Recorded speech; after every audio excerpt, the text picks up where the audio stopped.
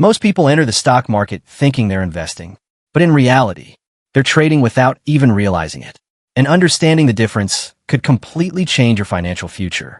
Because investing and trading are not the same thing. Investing is long-term. Trading is short-term. This is where compound growth becomes powerful. Your money grows, and then the growth itself starts growing. That's one of the biggest reasons investors build wealth over time. Now, this doesn't mean trading is impossible.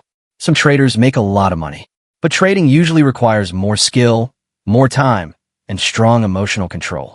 Most beginners underestimate how difficult it really is, because social media only shows the wins, not the losses. Investing is usually simpler, less stressful, and historically, long-term investing has beaten most traders. Trading is like sprinting. Investing is like running a marathon. One focuses on speed, the other focuses on endurance. And for most people, investing is usually the safer path, because wealth is rarely built overnight. It's built slowly, through patience, consistency, and time. So ask yourself one question. Are you building wealth or chasing excitement? Subscribe to InvestNext for simple finance videos that actually make sense.